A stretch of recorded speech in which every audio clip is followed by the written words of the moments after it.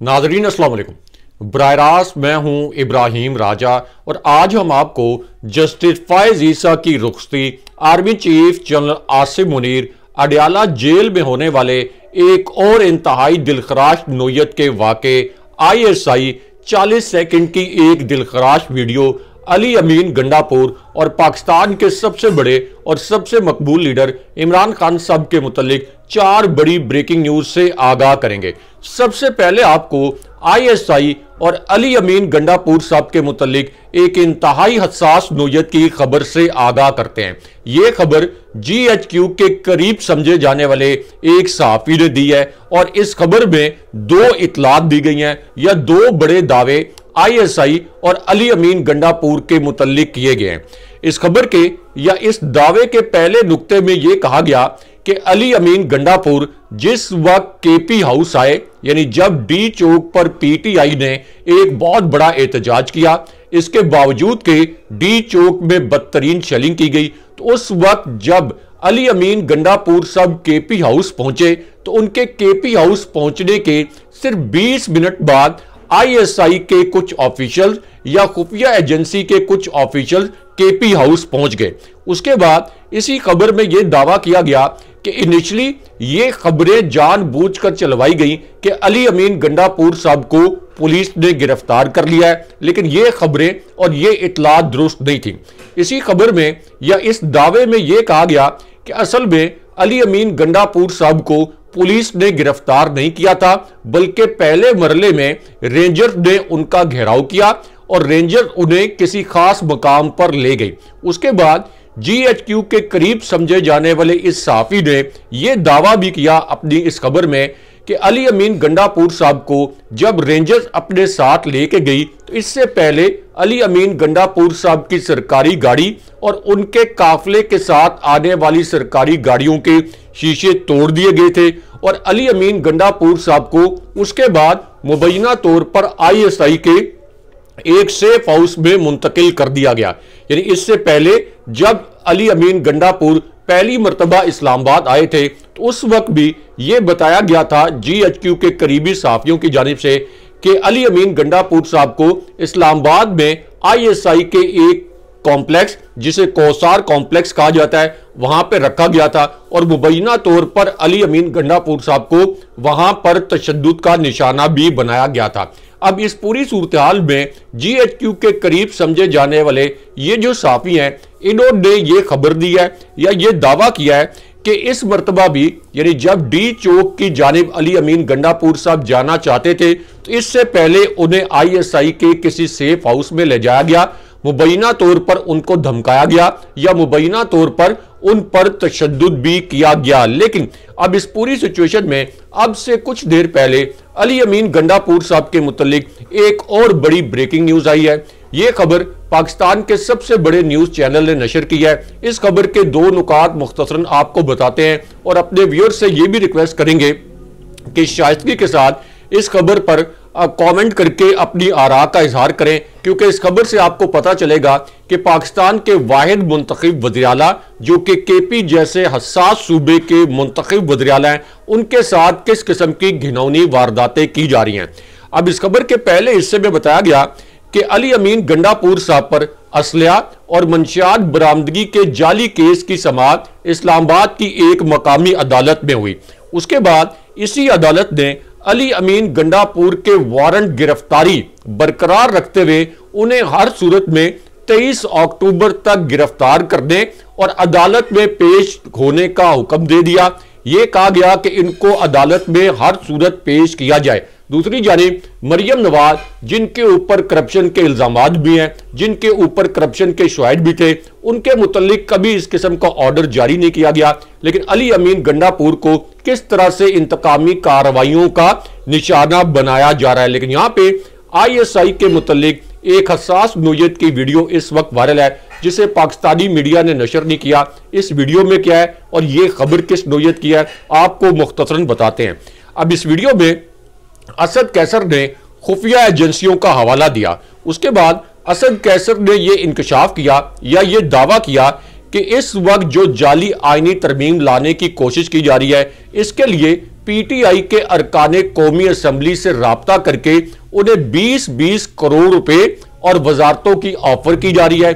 उन्हें यह कहा जा रहा है कि आप फ्लोर क्रॉस करें। और दूसरी जानिब पीटीआई के एक और रुकने कौमी असम्बली ने एक खुफिया मकाम से एक वीडियो अपलोड करते हुए यह इंकशाफ किया है कि उन्हें खुफिया एजेंसियां धमकियां दे रही हैं कि या तो तुम इस जाली आईनी तरमीम के हक में वोट दो या फिर तुम्हारे अहले खाना को उठा लिया जाएगा, उन्हें अगवा कर लिया जाएगा। लेकिन यहां पे फौजी क़यादत इमरान खान साहब और जस्टिस फायज ईसा के मुतल्लिक भी एक बड़ी ब्रेकिंग न्यूज से आपको आगाह करते हैं। यह खबर भी पाकिस्तान के एक बड़े चैनल ने नशर की है। इस खबर के दो नुकात मुख्तसरन आपके सामने रखते हैं। इस खबर के पहले नुक्ते से यह पता चलता है कि अब जस्टिस फायज ईसा ने क्या नई और घिनौनी नौयत की वारदात की है।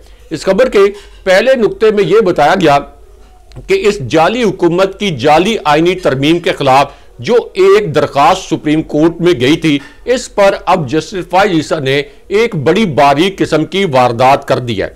अब ये जो दरखास्त थी ये बलूचिस्तान बार काउंसिल की जानिब से दायर की गई थी, यानी जस्टिस फायज ईसा के अपने सूबे की जो बार काउंसिल है उसने जस्टिस फायज ईसा को शर्म दिलाने के लिए यह दरखास्त दायर की थी। लेकिन जस्टिस फायज ईसा ने इसके ऊपर क्या बारीक वारदात की है ये आपको मुख्तसरन बताते हैं। तो मामला यह है कि अब इस दरखास्त को समाअत के लिए मुकर्रर किया गया है। यह समाअत 17 अक्टूबर को होगी। लेकिन इसके लिए जो 3 रुकनी बेंच बनाया गया है, ये बेंच में कौन कौन शामिल है इससे आपको पता चल जाएगा कि इस दरखास्त पर फैसला क्या आएगा। क्योंकि इस बेंच में जस्टिस फायज ईसा खुद बैठ गए हैं। हर वो बेंच जिसमें जस्टिस फायज ईसा का जाती मफाद हो या पीटीआई से जुड़ा हुआ कोई भी केस हो, उसमें जस्टिस फायज ईसा उस बेंच के सरबराह बन जाते हैं।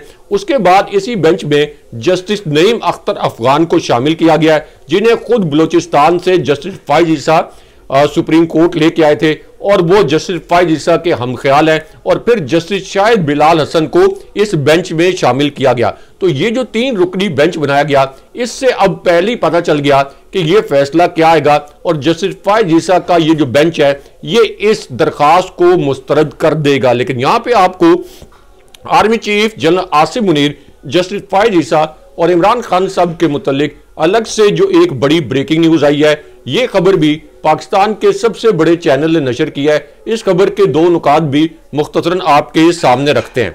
इस खबर के पहले नुक्ते में यह बताया गया कि हुकूमत का जो आईनी तरमीम का फाइनल मुसवदा है ये पहली मरतबा सामने आ गया है और इसके 3 नुकात बहुत हसास हैं। ये तीनों नुकात एक एक करके मुख्तसरन आपके सामने रखते हैं।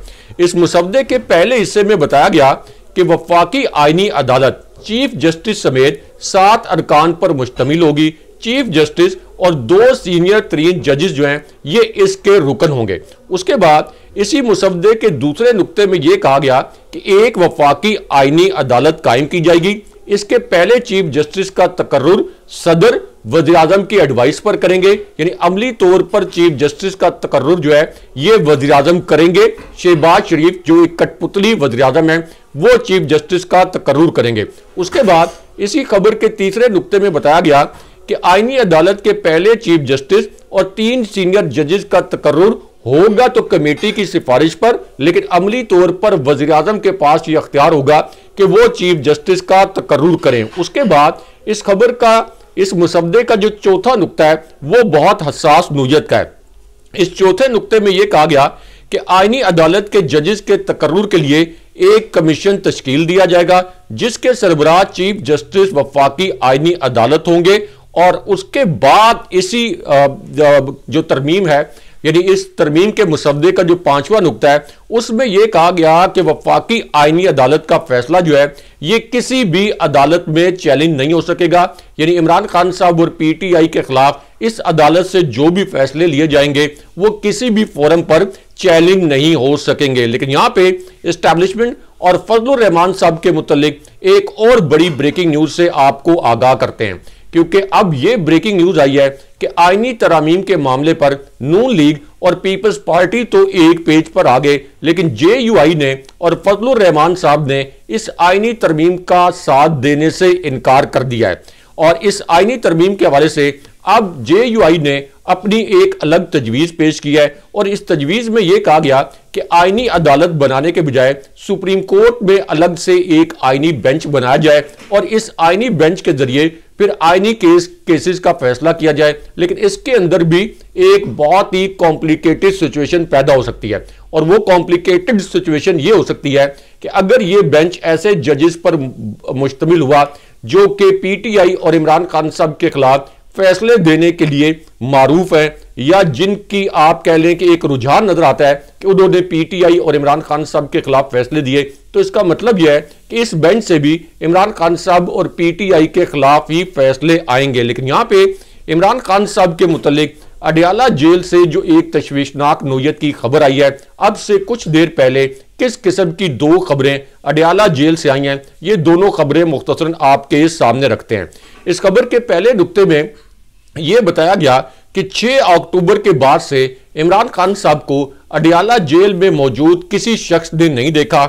इसी खबर में यह दावा किया गया कि इमरान खान साहब को 6 अक्टूबर के बाद से मुद्रे सेहत खाना दिया जा रहा है और उनके मुतल्लिक ये तशवीशनाक इतलात भी आ रही हैं कि चूंकि 6 अक्टूबर के बाद उन्हें किसी ने नहीं देखा तो मुबैना तौर पर उनके साथ कोई घिनौनी वारदात कर दी गई है। ये दावा या ये जो खबर है ये आई है PTI की क़यादत की जानिब से। अब इस पूरी सूरत हाल में तहरीक इंसाफ की क़यादत ने और अली अमीन गंडापुर साहब ने भी एक बहुत बड़ा और अहम नोयत का ऐलान कर दिया है। यानी एक ऐसी सूरत हाल में जब इमरान खान साहब के साथ मुलाकातों पर पाबंदी लगा दी गई, तो इस पूरी सूरत हाल में अब अली अमीन गंडापुर साहब और PTI की क़यादत को एक बड़ा ऐलान करना पड़ा है।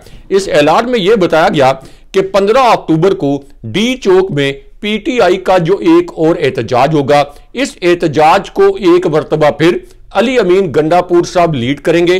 अली अमीन गंडापुर साहब का काफिला जो है ये D चौक की तरफ मार्च करेगा और फिर PTI की क़यादत ने यह कहा कि जब तक इमरान खान साहब रिहा नहीं होंगे तब तक D चौक पर यह एहतजाज और यह धरना जारी रहेगा। लेकिन यहां पे जस्टिस फायज ईसा की रुखसती और एस्टैब्लिशमेंट के मुतालिक एक और अहम ब्रेकिंग न्यूज से आपको आगाह करते हैं, क्योंकि जस्टिस फायज ईसा जो एस्टैब्लिशमेंट के एक हकीर एजेंट के तौर पर काम कर रहे थे, अब उनकी रुखसती के मुतालिक वजीर कानून ने भी एक बड़ा ऐलान कर दिया है। और इस ऐलान में वजीर कानून ने यह कहा कि मुजव्वजा आईनी तरमीम 25 अक्टूबर के बाद भी की जा सकती हैं, यानी जस्टिस फायज ईसा की रुखसती के बाद भी की जा सकती हैं।